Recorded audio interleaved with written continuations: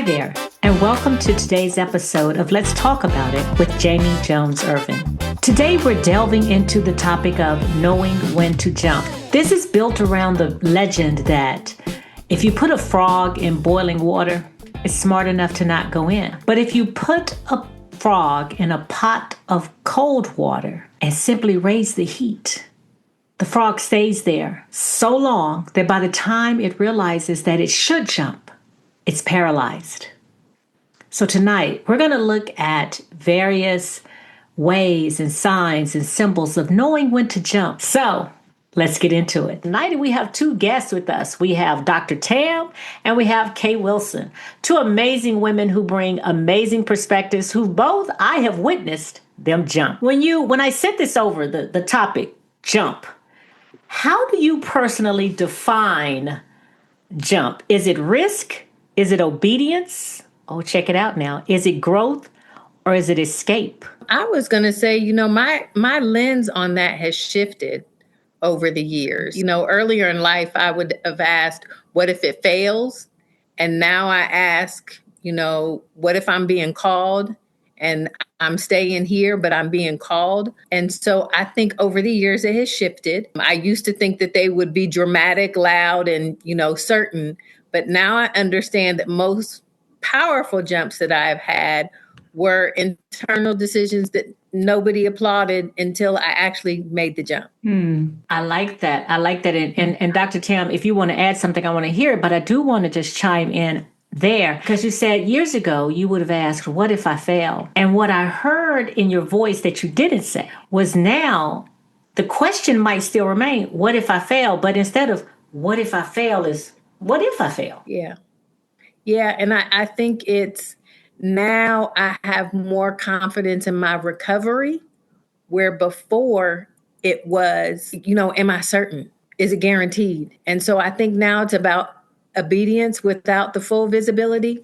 And before I wanted to have all the answers. Dr. Tam, what say you? And because that was posted noteworthy. Did you hear her say confidence in my recovery? Confidence in my recovery and obedience without visibility. And she said the faux comfort, the faux something, girl. I wrote faux down. It was good. That was good. So Just a side note before you go. Dr. Tam and I worked together for quite a few years at an institution of learning, and I would stop by her office often, and we would we would intellectually discourse, and every once in a while something would be said, and I got to put that on a Post-it note, and so by the end of our time together, there were so many Post-it notes, and I affectionately, internally called them Jamieisms. And so as things happen since that time, and that's been years, we'll text each other. I text her more than she, and I'm like, hey, sis, this is Post-it note worthy. But the confidence in my recovery, that's Post-it note worthy. Kay, that might make one of my Monday motivations. Thank you. I will credit you. And on the off chance that I forget, you go ahead and tag yourself, sis. Be like, girl, you got that from me.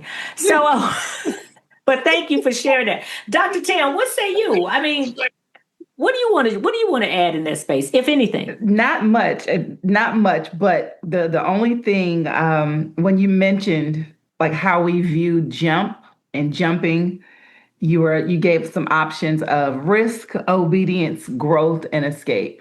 Yeah. And I know for me, what my quote unquote jumps have entailed, they've entailed all of the above. In terms of the way that I will approach it, in terms of the way that I will internalize it. Sometimes I was jumping to escape. Because if I do this, then they'll, or if I'm figuring out all of the answers in my head, or so I thought. Right? Sure. Because that was comfort. There was always some level of risk to jumping because, timing matters. Am I being called to do this or am I not being called to do this?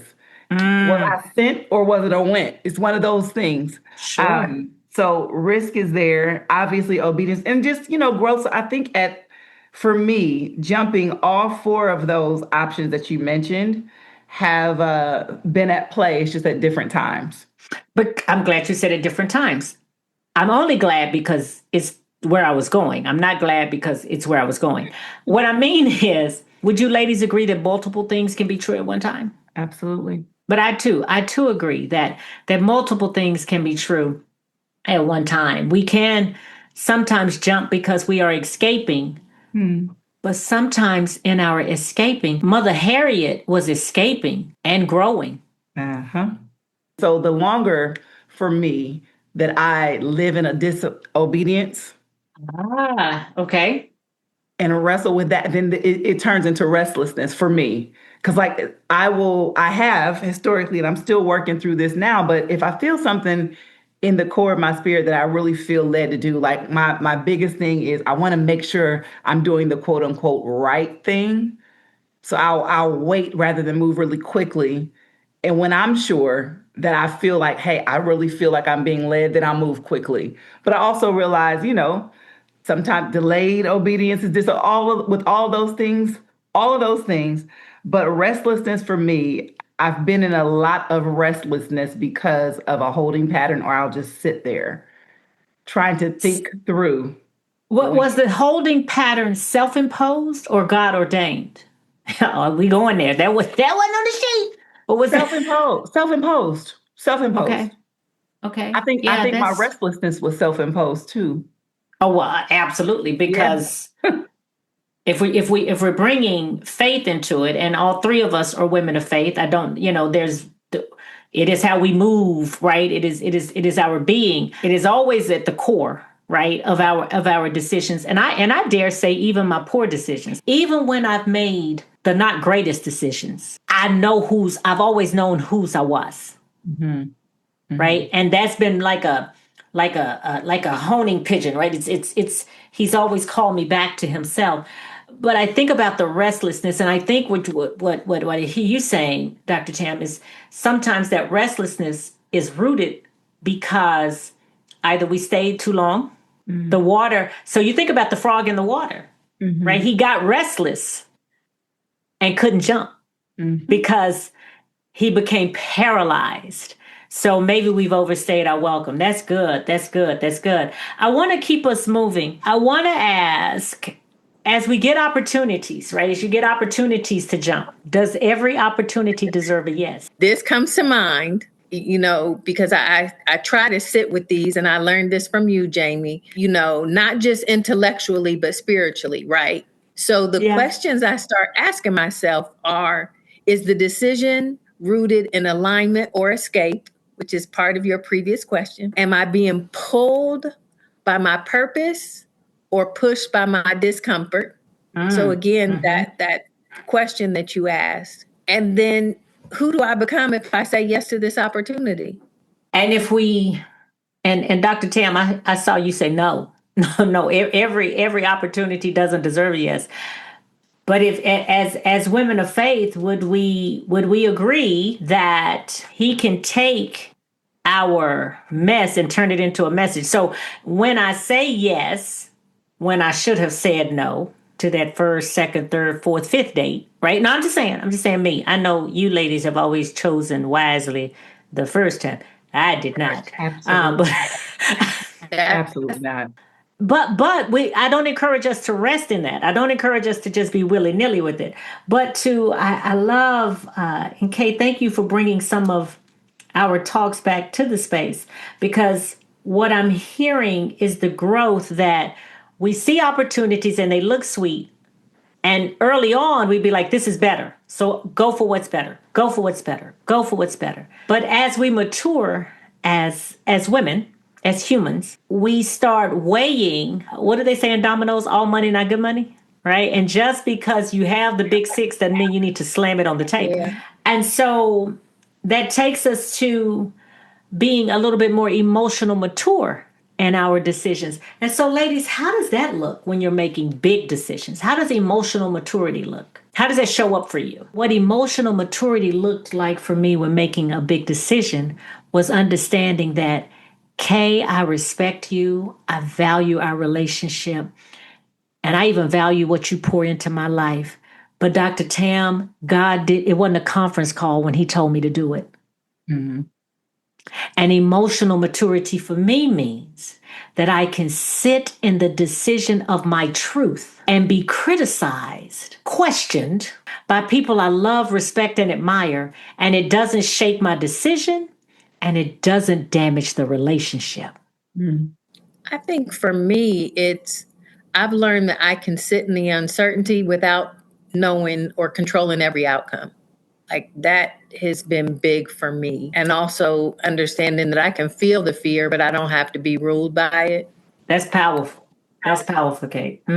Sit in the uncertainty and you can feel the fear without being ruled by it. Because your feelings are valid. That's good. Yeah. That's good. I just appreciate, Miss K, what you said with you can sit in the uncertainty without controlling the outcome.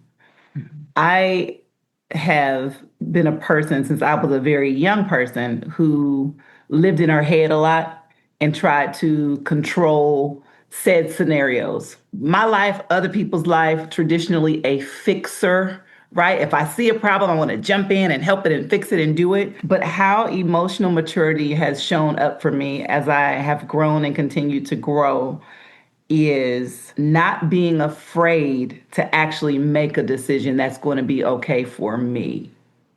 So it's almost like I've heard it said before, me first, but not me only. Like I love people so much. I want to take care of this and take care of that. And I'm not securing my own mask, as it were. So that's where I am in my life, is really beginning to, across the board, physically, mentally, spiritually, emotionally, take care of myself from the inside out. And I'm going back to also how emotional maturity shows up for me now is rather than, I know it's kind of human nature for us to judge things at first sight or first thought or first, when we first hear something. But where I am in my life, I am looking at roots of things like, what's the root of that? Where did that come from? Starting with myself first, looking at myself in the mirror, certain actions. So with that said, too, with emotional maturity, I'm giving myself more grace as I go through, digging up the roots, finding out what I actually believe, and having the courage to move when it's going to benefit me and not feeling selfish about that. I love how you brought out the identifying what you actually believe, because so much of what we decide to do is based on our schema, is based on what we brought with us, right? And as adults, as we begin, when we get to the first stop of our adult journey and we unpack the suitcase and we realize, oh, this doesn't belong to me. I accidentally packed my mother's t-shirt. Oh, wait, you know what? These are my father's socks. Oh my goodness, girl, this is my sister's makeup bag. And we have to start returning things in the luggage. And when we return the things in the luggage that doesn't belong to us, we realize what? Our load just got lighter. Yes. Yes. Yeah. Yeah. And so I'm loving the unpeeling that I'm hearing. And as you spoke about learning to trust the decision that you make and learning to believe what you truly believe, and Kay, you talk about sitting in the uncertainty. It moves me to, how do you know when it's wise to plan quietly versus announce boldly? I grew up in the church, family, ministers, pastors, singers, all of the things, right? But for me, again, from a very young age, I always had a reverence for God and doing the right thing, whatever that meant, right? So when we're talking about planning quietly, the way this connects is I always felt like I had to announce something to somebody else to be accountable, because I don't know where that messaging, I don't know how that came from me. But it's like, well, I have to tell so-and-so. I have to either tell, my pastor or my leader or my boss or, and I'd have the right heart about sharing information. But I have absolutely learned the hard way most of the time that, yeah, Tim, you're showing all of your hand And people who not only you think you can trust, and I say that intentionally, you think you can trust people who you want to trust, but when you give all, you have nothing just to hold just for yourself. So again, in the space that I'm in right now, I'm learning to hold some things for myself without feeling selfish.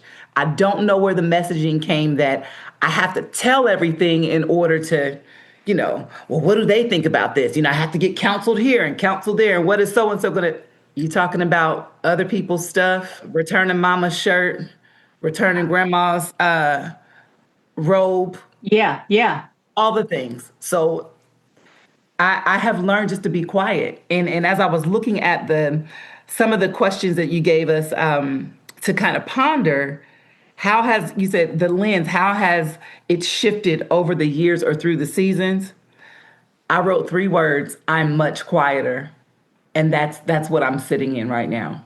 I will say I am in this season where I'm not asking for permission. I'm making announcements. And so I'm quiet when my vision is still fragile, right? Or I'm quiet when I sit in the feeling and I feel like I may be influenced by other people's opinions. That's when I'm quiet, because I check in with myself and ask myself why. Like, why is that a concern of yours? So for me, if it is loud, right, that means I'm really anchored and I'm clear. I sometimes feel maybe I can delay gratification. If so, I don't worry about delaying gratification if I feel like I'm moving in alignment. And it may not be loud, but it will be an announcement.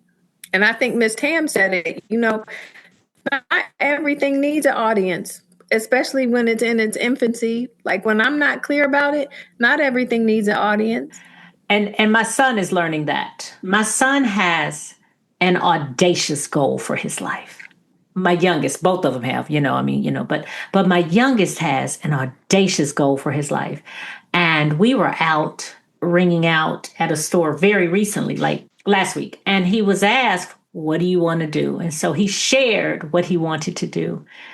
And the person asked, well, what is your plan B? Well, we are kind of sick of people asking us about plan B. And so when we got in the car, I said, from this point forward, don't you share. Just say, you know what? I have an audacious goal for my life that God hasn't told me to share yet. Because everything isn't for everybody. We keep taking our pearls and we're casting them before swine. And we wonder why that pig stepped on that. Well, the pig did what the pig does, and so we talk about, and Timmy, I love how you brought in we for years, and I think it was rather misogynistic and patriarchal for sure, that you need to have an accountability. You need to tell somebody. Why? I'm telling the Lord. See, when Christ did what Christ did, right, this whole me having to go to somebody else, that thing kind of got eradicated, right? And so we didn't, and we haven't empowered people to stand in their own faith enough, right? To understand that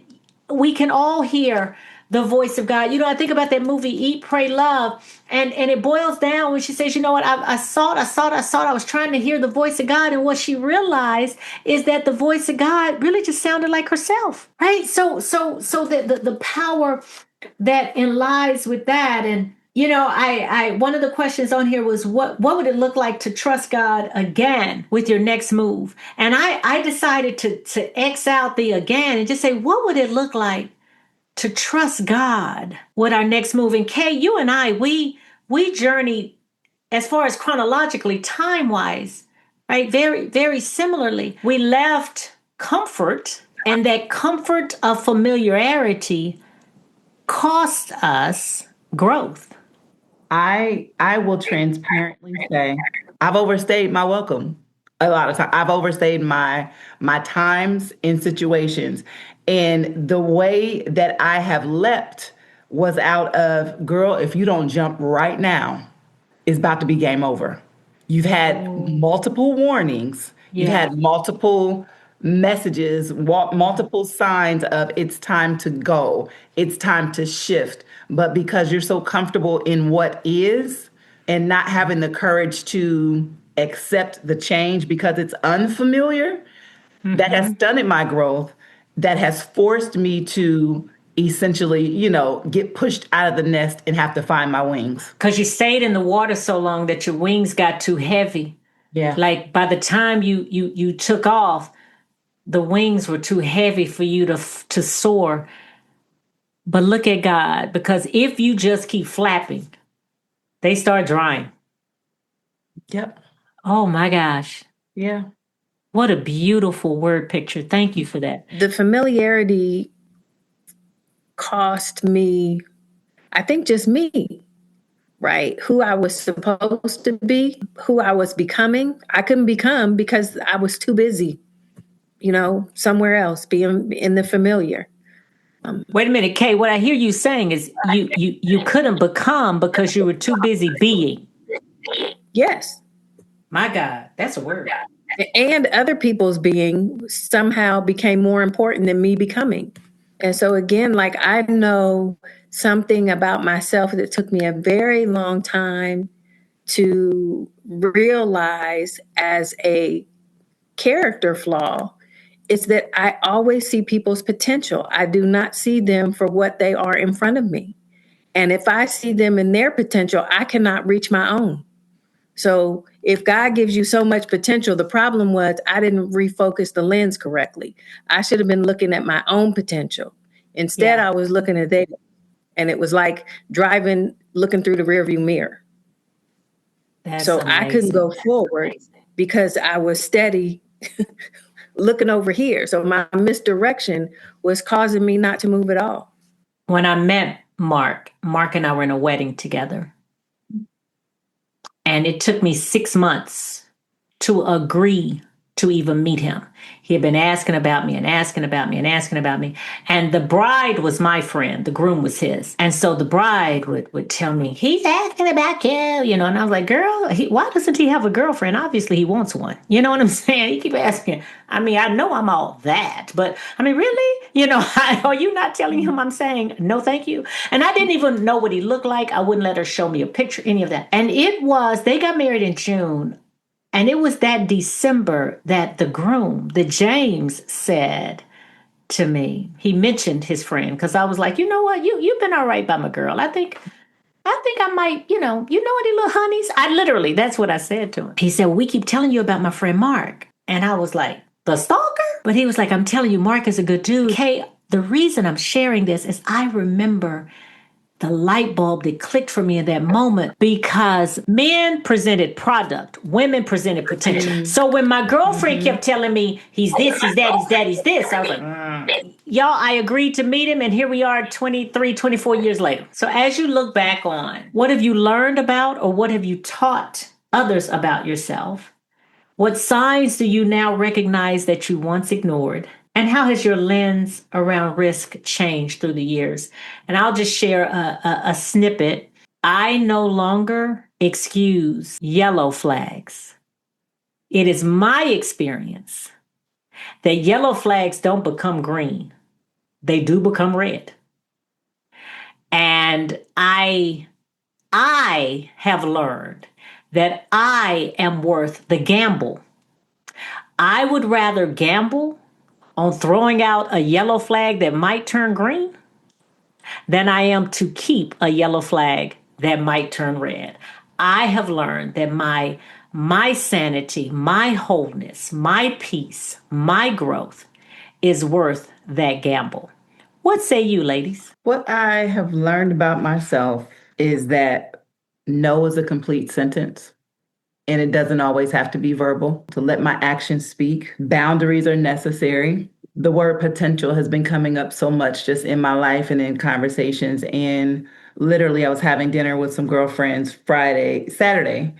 And when potential came up, it hit me like potential has a window. That's what I walked away with the conversation. Because yes, while potential is a thing, it's not present at the moment. Potential is never present at the moment. So it's like, look, you got a window to show up and develop, or yellow flag, thank you. You went back to the red space. So for me, what I've learned about myself is that I am finally okay with let them. let them. I'm okay over here. I'm okay. I can't be anything for anybody if I'm not first really taking care of myself. It's yes. So signs that I now recognize that I once ignored is that people know what they're doing. All of us. People know what they're doing. That used to be fixer in me. I don't expend my energy trying to fix anybody but myself because that's really all I can try to fix and work on at least, you know? So yeah, the signs that I recognize that I once ignored, if they wanted to, they would. They don't need my help because we all make and find the time to do what we want to make and find the time to do. And my lens around risk and how it's changed over the years. I think everything is a risk or can be a risk, perceived as a risk. But how it's changed over the years for me is, again, just digging deep into what I believe and learning to stand on my square. And what that means is if I'm standing alone, that's fine. If no one else understands why I'm standing on this square, it's really okay. Because I used to be so concerned with everything that everybody else saw. So now I'm over here standing on my square and I stay real close to God. I'm not perfect at all, but I stay close. I think clarity for me comes after movement and not always before it. I've also learned that peace is a better compass than pressure. So if there's peace in that, peace in my decision, then that comes better than pressure for me. And I think the biggest one for me has been every season requires a different version of courage. I may not have all the answers, but I do have the confidence that I will recover in whatever. That different season or different version of courage for me has been big. I love the nuggets that all of you, that both of you, excuse me, shared. I was feverishly writing down. And I love, Kay, how you talk about peace is a better compass than pressure. Again, so a piece of language that I've changed for myself. It was very tickling to the ear to talk about, honey, I'm protecting my peace. I am protecting my peace. But what the Lord revealed to me was that the word says, be anxious for nothing, but everything, through prayer and supplication with thanksgiving, la la la la la la. And the peace of God, which transcends all understanding, will guard my heart. That's what's in the letter that Paul wrote to the church of Philippi. And so that's when I think about that, when I sit with that, I'm left to better understand I don't have to protect my peace. My peace protects me. Yes. Yes. You know what I'm saying? I'm finite. God's peace is infinite. And it wraps me. And so when I'm feeling a lack of peace, it's not for me to go, right? And it's for me to get back under his wing so that his peace can cover me. And y'all, that has blessed me this season like few other things. So before we go, I always open the floor and ask for you to think about a nugget that you want to give our listeners. I'm going to keep it really simple. It is one of my favorite quotes in the whole world, and it's applicable in so many different areas. Start where you are, use what you have, do what you can. That's what Arthur Ashe said. And it's been applicable in so many areas because a lot of times, like, we don't start for whatever reason. There are things that can trip us up from starting. And then we think I don't have enough. I don't have it. What do you have? What do you have? And what can you do? So start where you are, use what you have, do what you can. So there are two for me. Make sure that you're not carrying the same patterns into a new space. That's been big for me this season. And when I kept thinking about jump, and sometimes, when we jump into a pool, I think about, when the youngest time I can remember jumping, and that doesn't mean being reckless. I think the biggest thing I could say that jumping is intentional movement with trust. So When I don't trust myself, I know I always trust God.